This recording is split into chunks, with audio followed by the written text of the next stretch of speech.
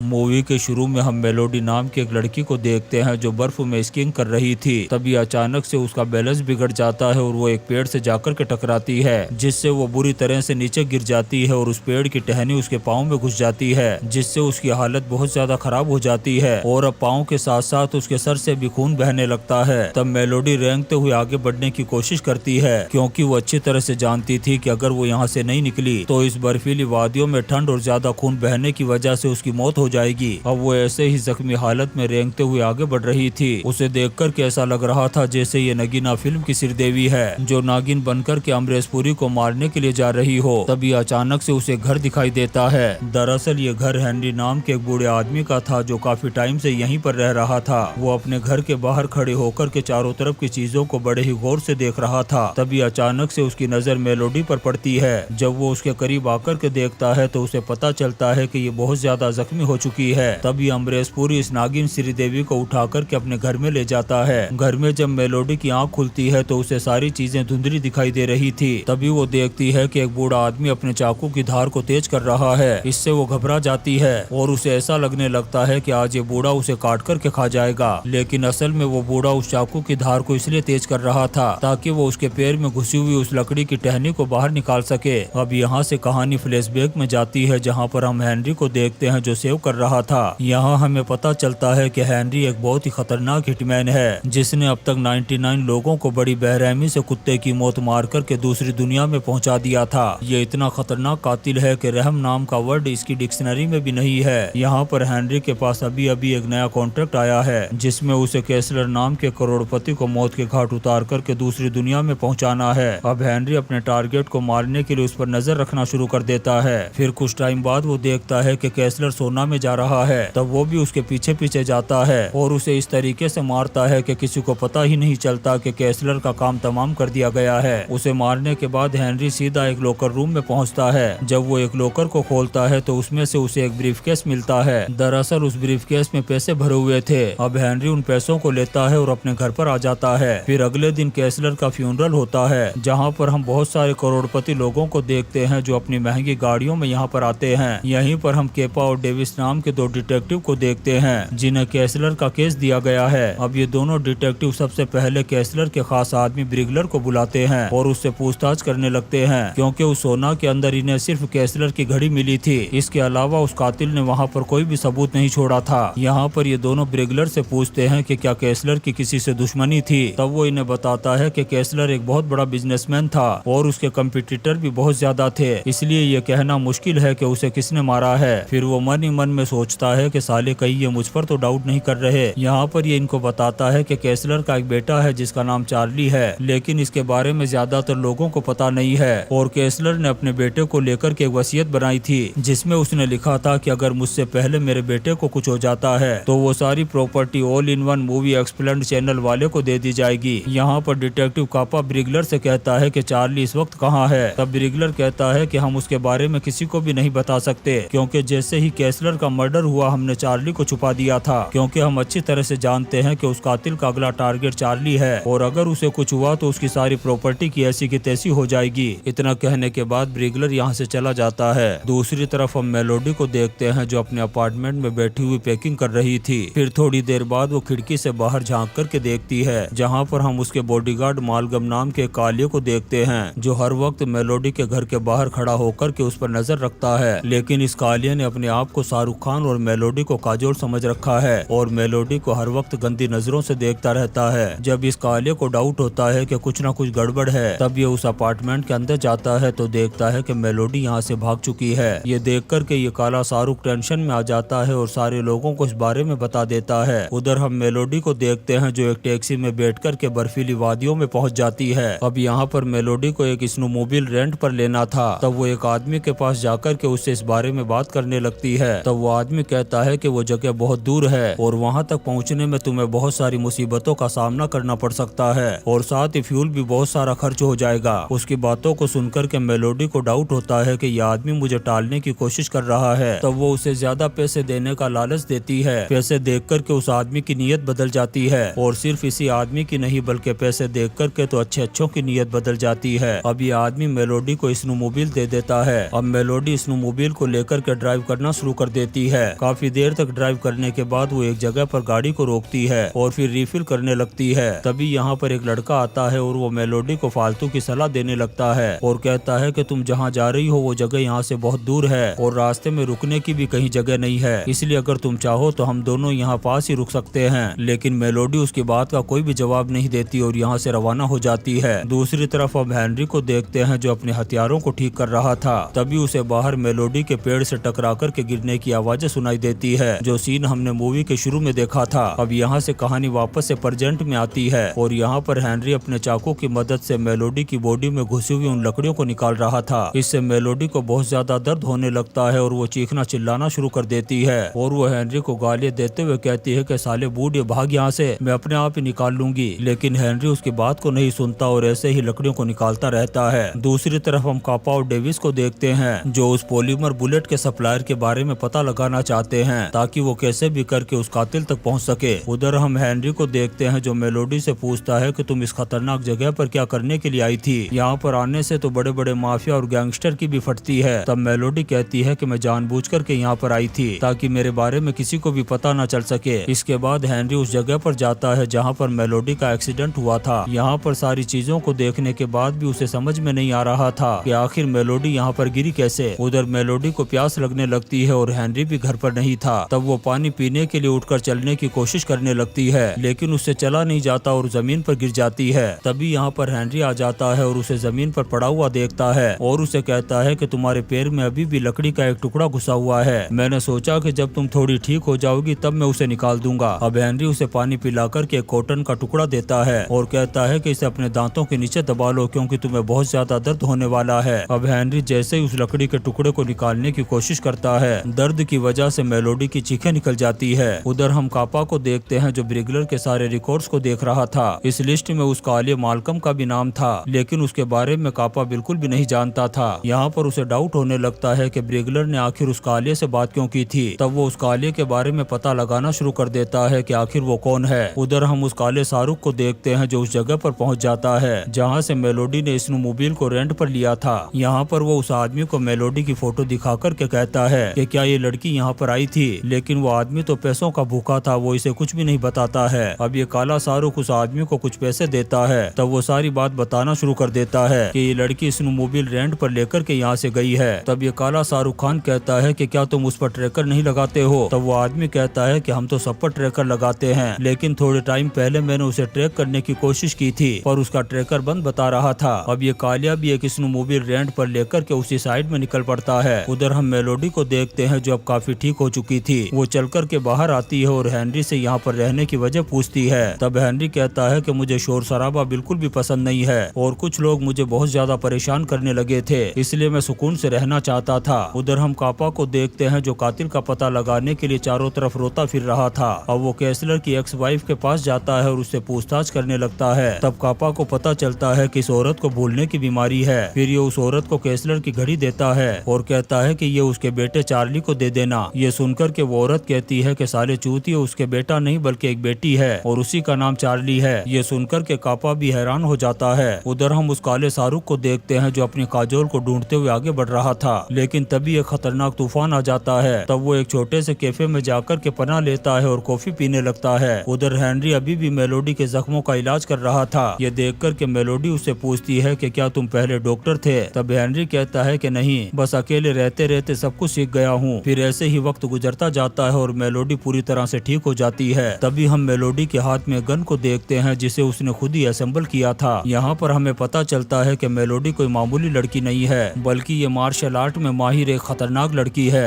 अब यहाँ पर मेलोडी अपनी गन को लेकर के हेनरी को मारने के लिए आगे बढ़ने लगती है। तभी उसे हेनरी मछलियों को पकड़ते हुए नजर आ जाता है। तब वो पीछे से जाकर के सीधा हेनरी के भेजे में गोली मारती है लेकिन जब वो उसके चेहरे को जाकर के देखती है तो हैरान हो जाती है क्योंकि वो हेनरी नहीं था बल्कि हेनरी ने घास का पुतला बना कर के रखा था। तभी पीछे से हेनरी आ जाता है। वो उसे पकड़ कर के घर में ले जाता है और रस्सी से बांध देता है। साथ ही उसने लकड़ी का एक बहुत बड़ा ठट्टा उसके पैरों पर रख दिया था। अब थोड़ी देर बाद मेलोडी को दर्द होने लगता है। तब हेनरी उसे कहता है कि अब चुपचाप सच सच बता के तू कौन है और आखिर मुझे मारना क्यों चाहती है? तब मेलोडी कहती है कि मैं कैसलर की बेटी चार्ली हूँ और साले बुड्ढे मैं तुझसे अपने बाप की मौत का बदला लेने के लिए यहाँ पर आई थी। यहाँ पर हेनरी उसे कहता है कि तुझे मेरे बारे में किसने बताया था। तब वो कहती है कि मुझे ब्रेगलर ने बताया था। यहाँ पर हेनरी उसे कहता है कि देख, मैं तुझे मारना नहीं चाहता हूँ, इसलिए मैं तुम्हें खोल देता हूँ और तुम चुपचाप यहाँ से चली जाओ और आज के बाद भूलकर भी मेरे पीछे आने की गलती मत करना। इतना कहने के बाद वो मेलोडी को खोल देता है। तब मेलोडी घर से बाहर आती है और अपने स्नोमोबाइल के GPS को ऑन करती है, लेकिन अभी भी तूफान बहुत तेज चल रहा था। ये देखकर के हेनरी उसे वापस घर के अंदर आने के लिए कहता है। तब मेलोडी वापस से अंदर आ जाती है। अब यहाँ पर हेनरी उसे बताता है कि जिसने मुझे कैसलर को मारने का कॉन्ट्रैक्ट दिया था, उसने कैसलर के साथ उसके बेटे चार्ली का भी काम तमाम करने के लिए कहा था और अब तक मुझे यही लग रहा था कि कैसलर के एक बेटा है। हेनरी उसे बताता है कि मुझे कॉन्ट्रैक्टर ने कहा था कि कैसलर और उसका बेटा चार्ली एक बहुत बड़े फ्रॉडर है और ऐसे लोगों को मौत के घाट उतारने से बहुत सारे लोगों के साथ फ्रॉड होने से बच जाएगा और इसीलिए मैंने इस कॉन्ट्रैक्ट को लिया था। ये सुनकर के मेलोडी उस कॉन्ट्रैक्टर का नाम पूछती है। तब हेनरी कहता है कि ये कॉन्ट्रैक्ट मुझे ब्रिगलर ने दिया था। ये सुनकर के मेलोडी का दिमाग खराब हो जाता है। उधर हम कापा को देखते हैं जो ब्रिगलर को कॉल करता है, लेकिन काफी बार कॉल करने के बाद भी वो उसके कॉल को नहीं उठाता। उधर हम उस काले को देखते हैं जो तूफान की वजह से अभी भी उसी कैफे में है। तभी उसके फोन में एक मैसेज आता है जिसमें एक लिंक दिया हुआ था। दरअसल ये मैसेज कापा ने भेजा था ताकि वो इस काले को ट्रैक कर सके। अब ये कालिया जैसे ही लिंक पर क्लिक करता है तभी कापा को उस लोकेशन का पता चल जाता है। तब वो अपने लोगों को इन्फॉर्म कर देता है कि जितनी जल्दी हो सके उस काले को पकड़ ले। उधर उस काले को भी डाउट हो जाता है कि अब उसके पीछे कोई ना कोई जरूर आएगा। तब वो ऐसे भयंकर तूफान में भी अपनी स्नोमोबाइल उठाता है और निकल जाता है। उधर हेनरी और मेलोडी तूफान की वजह से घर के अंदर ही बैठे हुए थे और एक छोटी सी लाइट जल रही थी। तभी अचानक से गोली चलती है और वो लाइट भी बंद हो जाती है। इससे हमें पता चल जाता है कि वो काला शाहरुख यहाँ पर पहुँच चुका था। वो यहाँ पर मेलोडी के साथ साथ हेनरी को भी मौत के घाट उतारने के लिए आया था। हेनरी को भी इस काले के बारे में पता चल जाता है। तब ये धीरे धीरे चाकू लेकर के उस काले की तरफ आगे बढ़ने लगता है। अब जैसे ही ये उसके करीब पहुँचता है तभी वो कालिया भी इस पर हमला कर देता है और यहाँ पर इन दोनों के बीच में WWE की फाइट शुरू हो जाती है। लेकिन थोड़ी ही देर में हेनरी इस काले का काम तमाम कर देता है। उधर कापा और डेविस भी इस काले को ढूंढते हुए इधर ही आ रहे थे। तभी रास्ते में इन्हें एक स्नोमोबाइल नजर आती है। तब ये वहीं पर रुक जाते हैं। उधर हेनरी घर की तरफ आता है तो मेलोडी उसके हाथ में खून से भरे हुए चाकू को देखती है। यहाँ पर मेलोडी को लगने लगता है कि हेनरी उसे मारने के लिए आया है। तब वो एक लकड़ी उठा करके उसके सर पर वार कर देती है जिससे हेनरी नीचे गिर जाता है और मेलोडी यहाँ से भागने लगती है। तब हेनरी अपनी गन निकाल करके हवा में गोली चलाता है और उसे कहता है कि चुपचाप वहीं पर रुक जा, नहीं तो भेजा बिखेर दूंगा। लेकिन मेलोडी नहीं रुकती और भाग जाती है। उधर इन गोलियों की आवाज को कापा और डेविस भी सुन लेते हैं, इसलिए वो हेनरी के घर की तरफ आने लगते हैं। उधर हेनरी मेलोडी का पीछा करते हुए अचानक से उसके सामने आ जाता है। दरअसल वो मेलोडी को भेड़ियों से बचाने के लिए भागने से मना कर रहा था। तभी यहाँ पर कापा आ जाता है और वो हेनरी के हाथ में गन और सामने मेलोडी को गिरा हुआ देखता है। अब यहाँ पर कापा को लगता है कि हेनरी मेलोडी को गोली मारने वाला है। ये देखकर कि वो हेनरी को गोली मार देता है जिससे हेनरी की वहीं पर मौत हो जाती है। अब मेलोडी हेनरी के घर में आती है और सारी चीजों को देखने के बाद उसे एहसास होता है कि हेनरी ने उसे कभी भी जान से मारने की कोशिश नहीं की थी। फिर वो कापा को ब्रिगलर का नंबर दे देती है और पुलिस वाले ब्रिगलर के पास जाकर के उसे अरेस्ट कर लेते हैं और अब सारी प्रॉपर्टी मेलोडी को मिल जाती है। और इसी सीन के साथ ये शानदार मूवी कोल्ड ब्लड खत्म हो जाती है। दोस्तों, हम आपके लिए ऐसी ही इंटरेस्टिंग मूवीज एक्सप्लेन करते रहेंगे, तो आप चैनल को सब्सक्राइब जरूर करें और लाइक और कमेंट्स भी करें। Thank you.